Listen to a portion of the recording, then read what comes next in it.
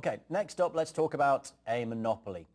We've already seen perfect competition versus monopolistic versus an oligopoly.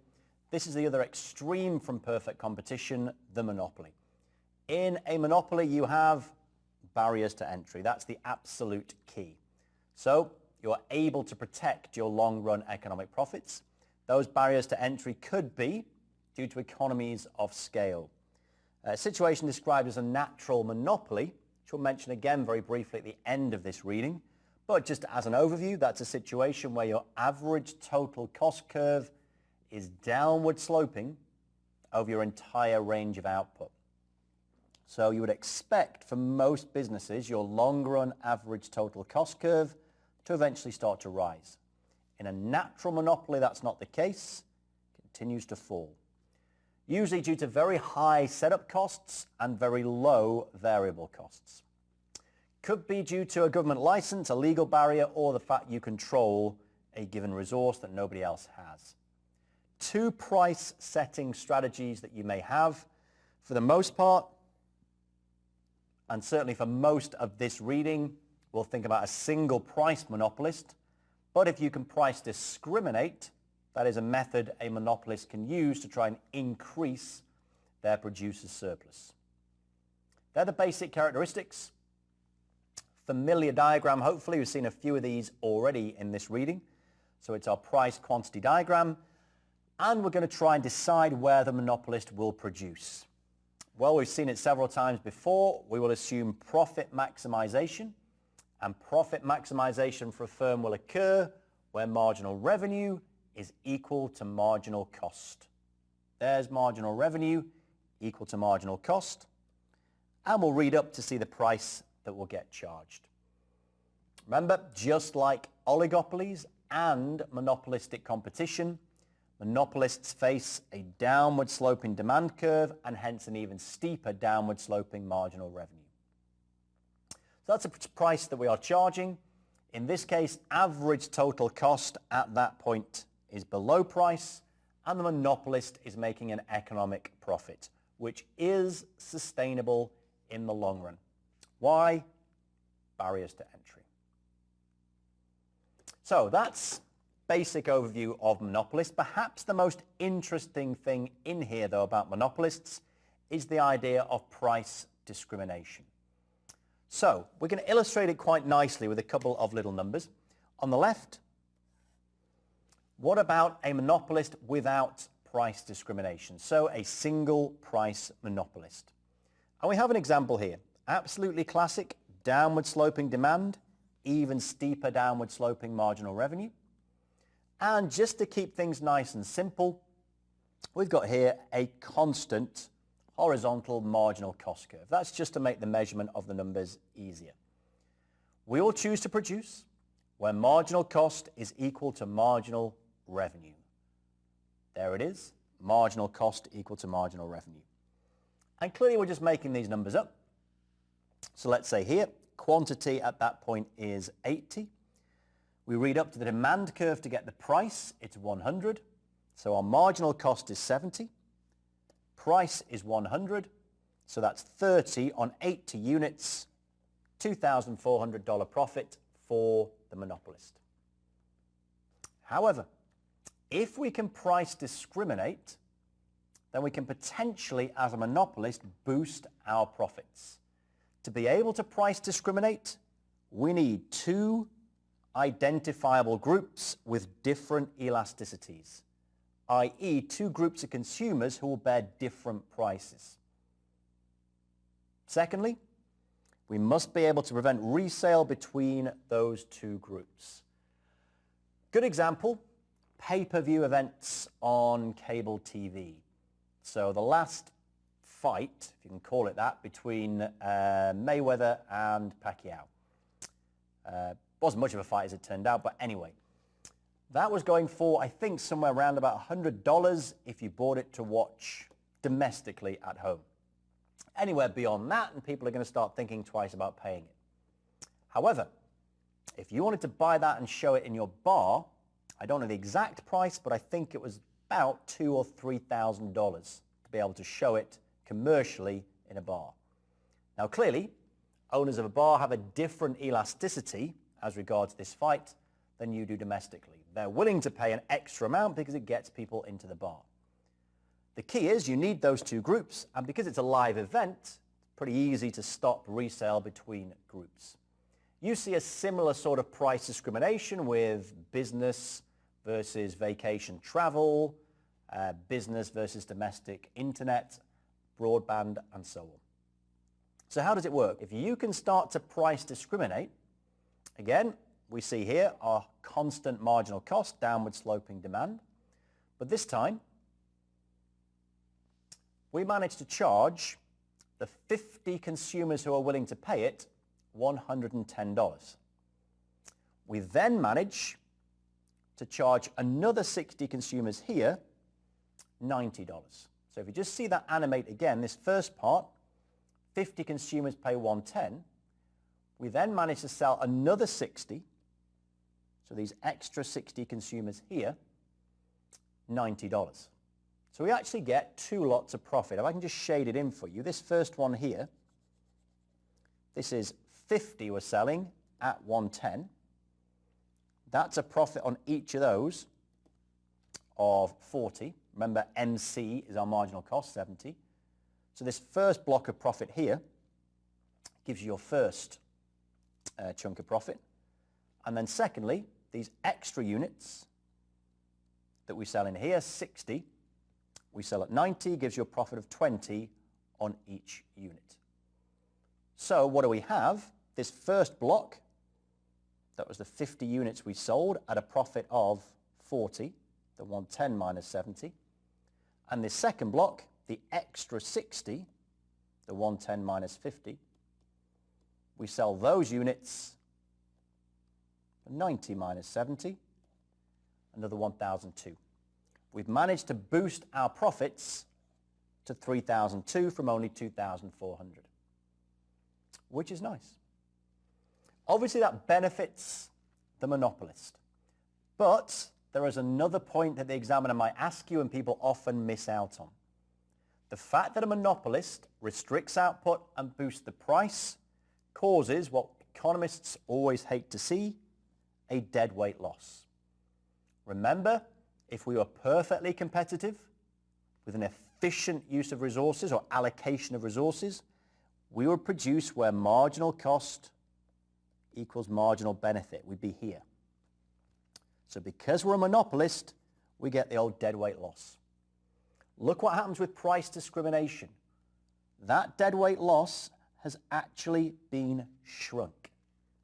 So although price discrimination is increasing monopolist profits, it's actually increasing rather the producer surplus, it is coming up with a more efficient outcome. If you are able, and nobody is, but if you are able to come up with perfect price discrimination, you would charge every single consumer exactly what they're willing to pay. You would have zero deadweight loss. However, it's still not an ideal situation if you're a consumer because all of that deadweight loss has gone to the producer. So you maximize the surplus, but it's all producer, zero consumer. But you would end up with the same quantity as perfect competition. There are your structures. We've got perfect versus monopolistic versus oligopoly versus a monopolist. Just to summarize and finish off, one more time, here's your monopoly versus PC. Remember, under perfect competition, marginal cost is marginal benefit. You'd be producing there. That's the quantity, that's the price. This entire two-tone triangle is the consumer surplus. However, if we're looking at monopoly, monopolist doesn't produce there, produces where marginal revenue equals marginal cost, read up to get the price, and we cut back quantity and increase the price and reduce the consumer surplus. As we've already said a couple of times, but it's a nice summary. Okay, natural monopoly, as I mentioned earlier on, has an average total cost declining as output increases. High fixed cost and low variable, low marginal cost is the classic example. Utilities, setting up your network is the big cost. Adding individual consumers in doesn't cost much at all. Broadband is another good example. And it leads to a problem. If you do have a natural monopoly, they may make monopolistic profits, and as a government, you may want to try and curb or at least control that. And we're required to know a couple of different potential strategies for dealing with that. One of them is average cost pricing. That's to reduce price, so you put through legislation which reduces price to the point where ATC intersects the demand curve. What does that mean? You're setting the average total cost equal to price, economic profit zero. You think, oh, hang on, you can't force them to make no profits. Remember, economic profit zero means they're making just enough, normal profits. Marginal cost pricing is also a possibility. You reduce the price to where the marginal cost curve intersects the demand. So marginal cost is equal to price. Downside there, that might actually lead to a loss, in which case you then need to subsidize as a government, which is obviously a bit of a pain. So average cost pricing is probably the better way to go. To see that on a diagram, here's a classic natural monopoly. Average total cost, as you can see, over the entire range of output is falling. We have our downward sloping demand curve, even steeper downward sloping marginal revenue curve, and to keep it simple, constant marginal cost. One final time for this reading, the monopolist, given its own free rein, would set marginal revenue equal to marginal cost. And there are its economic profits. MR equals MC, read up to the price, there's the total cost, the average total cost, there are the profits. So as a government, you're concerned. Too much profit. So one choice, average cost pricing. Average cost pricing you set, remember we said, the price where the average total cost curve cuts the demand curve. That's your price. It is equal to average total cost, and you have zero economic profit. The other choice, well, this diagram perfectly highlights the issue. We said marginal cost pricing. You set the price where marginal cost crosses the demand curve. That's here. Well, at that point, your average total cost curve is above the price, which means economic losses, and hence you may well need to subsidize. So probably average cost pricing is the way to go. Brilliant. That does it. We've seen all four. We've talked a little bit about natural monopolies at the end. One little extra piece to mention, I did mention it as we went through perfect competition, trying to come up with supply functions. It's fairly straightforward under perfect competition. It is your marginal cost curve above average variable cost. Remember, that allowed us to put the supply curve looking like that. Short run, because we're above average variable cost. And if you want the market, simply add up the supply curve of all of your participants.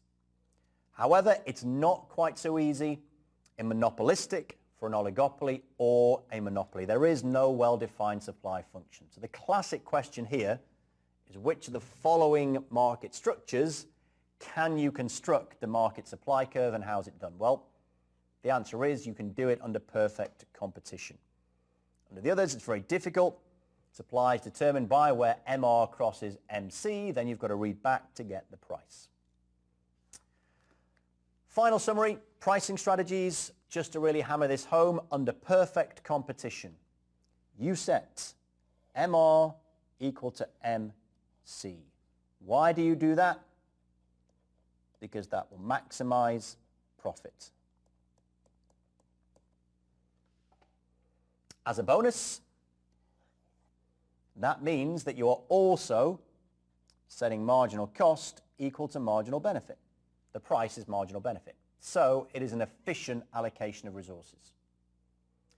Monopolies, monopolistic. We produce where MR equals MC for the exact same reason. That's where we maximize profit.